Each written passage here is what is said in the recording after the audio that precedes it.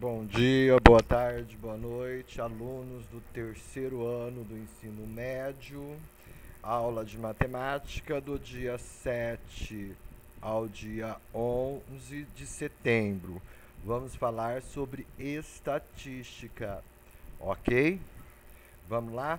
A aula vai ser mais ou menos teórica hoje, mas vai ter alguns exercícios. Vamos lá. O que é estatística, gente? Estatística é um conjunto de métodos e processos quantitativos que serve para estudar e medir fenômenos coletivos. Bom, o que é processo quantitativo? É algo que pode ser medido. Mas a gente pode fazer um levantamento estatístico qualitativo? Não, por quê? Porque não dá para medir, por exemplo, a fé de uma pessoa. Eu vou fazer uma pesquisa falando qual o tamanho da sua fé, qual o tamanho do seu amor. Então, essas coisas não dá, que não tem como medir, a gente não consegue montar um gráfico ou uma tabela. Então, a estatística trata-se de quantidade. Bom, para a gente fazer um estudo, né, de algum fenômeno, de algum fato, de algum problema, eu tenho que ter 4 etapas distintas. Eu tenho que ter a coleta de dados, correto? A coleta de dados, eu tenho que ter o tratamento de dados, a interpretação e a tomada de decisão. O que é a coleta de dados? Nada mais é do que eu fazer o recolhimento daquilo que eu quero. Por exemplo, se eu for fazer um levantamento estatístico da idade dos alunos aí da escola, então eu vou pegar todos os alunos e vou perguntar as idades deles. Se eu tenho 200 alunos, eu vou perguntar para todos, ok? Isso é uma coleta de dados. Ela pode ser contínua, ou seja, são eventos registrados à medida que acontece. Por exemplo, hoje nós temos o Covid-19. Aqui em Epitácio, por exemplo, todo dia atualiza. Eu acho que aí em Bataguaçu também todo dia é atualizado. Uma coleta de dados periódicas, são eventos de ciclo em ciclo. Por exemplo, nós temos o IBGE. O IBGE faz levantamento de ano em ano. Depois, ocasional. São aquelas realizadas sem determinação de continuidade, que não sabe se vai ter um fim, ou seja, um determinado período. Depois que nós fizemos a coleta de dados, nós vamos fazer o quê? O tratamento dos dados. O que é o tratamento dos dados? Quando você faz a coleta, você pergunta, por exemplo, vamos pegar aqui dos alunos. Eu pergunto, Pedro, qual a sua idade? Ele 12. E eu vou colocando isso numa tabela. 16. Aí quando eu chego lá no final, eu vou ter 12, 12, 16, 16.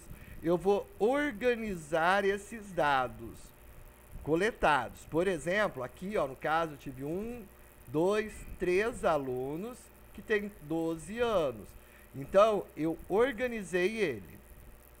Depois eu vou fazer a interpretação dos dados. Por quê?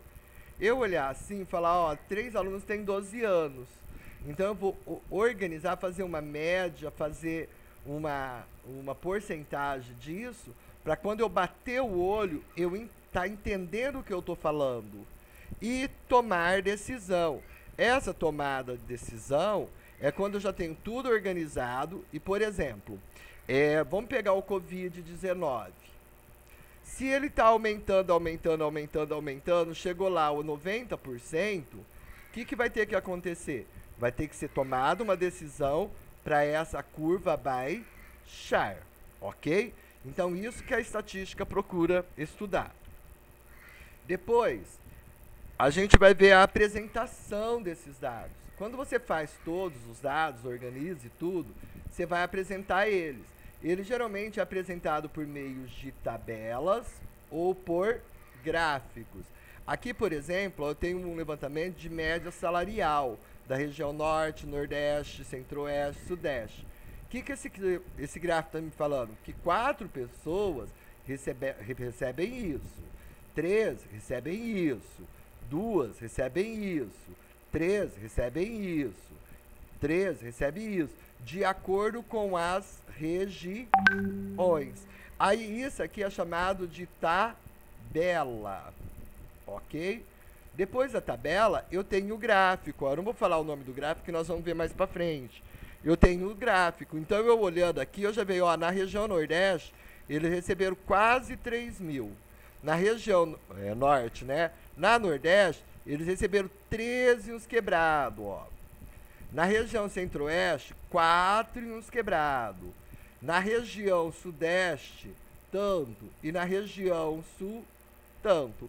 Então, eu tenho uma melhor interpretação disso daí. Por isso que a gente tem que organizar todos os nossos dados. Bom, depois disso, nós temos o quê? Se eu deixar os meus dados do jeito que estão, eu não vou ter uma visão ampla. Então, quando eu organizo, quando eu coleto esses dados, eu tenho uma frequência absoluta. O que é a frequência absoluta? É aquele que eu fiz, ó, 3 de 12. Eu tinha 3 alunos de 12 anos. Mas eu vou ter um total. Isso aqui era de quanto? De 200. Então, a frequência absoluta nada mais é o número de vezes que isso ocorreu. Quantas vezes ocorreu da pessoa ter 12 anos? 3. Depois, eu vou organizar. O que é organizar, gente? Eu peguei tudo isso, eu vou colocar em porcentagem, que nem aqui, ó, frequência relativa. Nada mais é que a razão entre a frequência absoluta e o número total de pessoas de observação. O que é esse número total? É a frequência absoluta total. Qual que é o nosso aqui no caso? 200. Eu fiz um exemplo aqui, ó. Nós fizemos uma pesquisa de números de filhos, de casais que não tem filho, que tem um filho, que tem 2, que tem 3, que tem 4. Eu tenho a frequência absoluta. Então, 30 casais não tem filho. 36 tem 1. 60 tem 2. 24 tem 3. E 10 tem 4. Totalizou uma frequência absoluta de 160 casais entrevistados. Ok? Só que isso aqui veio aleatório, aí eu organizei. Agora, se eu falar assim para vocês olharem, fica um pouco confuso de entender, né? Então, vocês podem ver que todas as pesquisas, geralmente, a gente fala em porcentagem. Então, eu vou pegar agora e transformar isso tudo em porcentagem. E como que eu faço a porcentagem? Nada mais é que a frequência absoluta dividido pela frequência absoluta multiplicado por 100. Então, vamos lá, vamos fazer a nossa. Eu tenho aqui, ó, vou pegar o primeiro, eu vou pegar 30, vou colocar aqui no cantinho, ó. Dividir pela frequência absoluta total, que vai dar quanto? Corta e corta. Faz a divisão. 3 dividido por 16 dá 0, dá 0. Dá quanto? Dá 1. 16 sobra 14. 14 não dá? Dá 0. Então, eu vou fazendo a minha divisão para ver quanto dá. E essa divisão aqui, para a gente já adiantar, dá 18,75. Eu pego esse total, 0,1875, e multiplico por 100. Vai dar quanto? 18,75%. Ó, então, eu vou dizer assim, ó, na cidade de Bataguaçu, 18,75% da população, dos casais entrevistados, não tem filho. Agora, 36, eu vou pegar 36, dividir por 160. 36 dividido por 160 dá 0,225. Multiplico por 100. Multiplicando por 100 dá 22,5. Então, eu vou dizer que 22,5 % dos entrevistados tem um filho. Vou pegar os 60. 60 dividido por 160 é igual a 0,375. Vai dar 37,5. Então, eu vou dizer que 37,5% dos entrevistados tem 2 filhos. Vou pegar o 24, vou colocar aqui em cima. 24 dividido por 160 é igual a 0,15. Que multiplicado por 100 é igual a 15.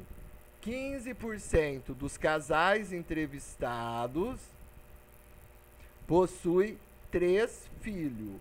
E depois o último, 10 dividido por 160, que dá 0,0625. Vezes 100 dá 6,25. 6,25% dos casais entrevistados tem 4 filhos. Então, eu tenho a frequência absoluta e a frequência relativa. E a soma de tudo isso aqui dá 100.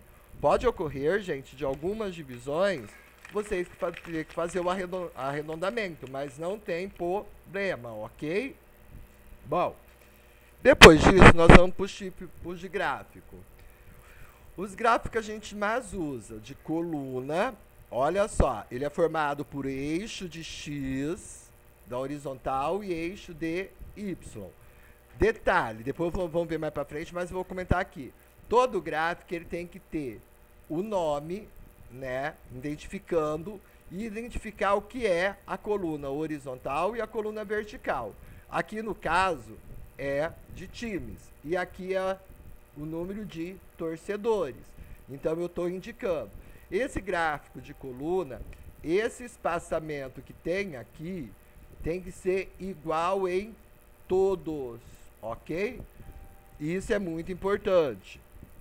Depois, gráfico de barra, é o mesmo procedimento.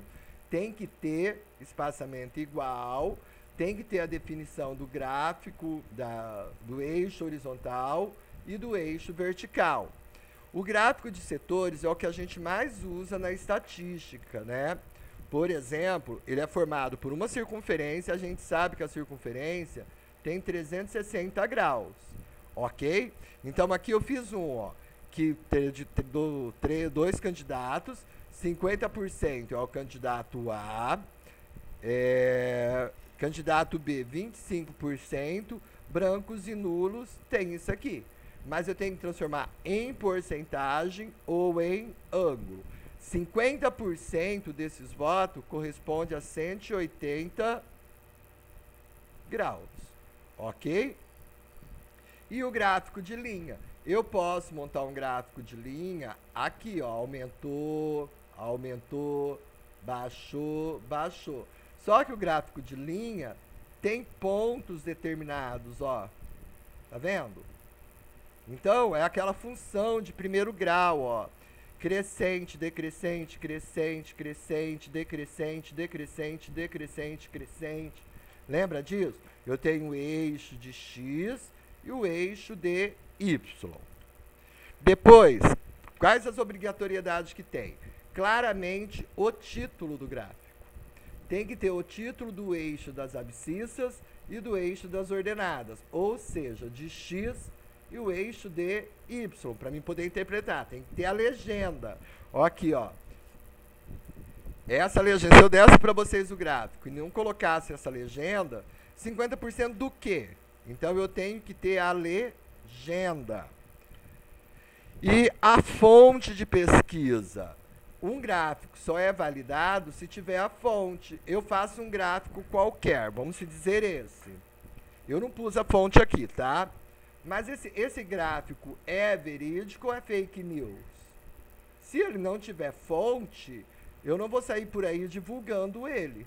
Agora, quando ele tem fonte, vamos colocar aqui, ó, fonte, Silvano Bertoldi. Então, qualquer probleminha que der sobre esse gráfico, quem vai responder sou eu, porque é a fonte que vocês pesquisaram, ok? Depois, nós temos o quê? A variável contínua. Gente, a variável contínua, ela é quantitativa, só que é uma variável decimal. Ela vai estar na reta numérica. Por exemplo, se eu perguntar para vocês, qual a idade de vocês? Vocês vão me responder 12, 14, 16, 18. Agora, se eu perguntar a altura, eu tenho 1,72 m. Olha só, isso aqui é uma variável contínua. Então, quando a gente trata com isso daí, a gente vai pegar pelo histograma, que é um outro gráfico, que parece o gráfico de coluna, sim, mas ele não tem espaço, ó. Olha o gráfico de coluna, ele tem esse espaço. O histograma, ele não tem espaço, ele é junto, ó. Aqui ele está dizendo que é de 148 a 154 centímetros. É daqui de 154 a 160. Então, eles são grudados, não é difícil fazer. Nós vamos trabalhar com isso também, ok? Agora, vamos praticar. Vamos lá. Olha só. A tabela abaixo contém os votos do candidato A, B, C, que receberam nas últimas eleições, ok? Esses aqui são os números de voto dos meus candidatos. Então, isso aqui é uma frequência absoluta, ok? Se eu quiser fazer a sequência relativa, eu vou somar. Dá quanto? 30, 50, 72. Dá 72. Essa é a minha frequência absoluta. Se eu quiser saber em porcentagem, eu vou pegar 20, dividir por 72, multiplicar por 100. Mas não é isso que o problema está pedindo. O problema está pedindo o quê?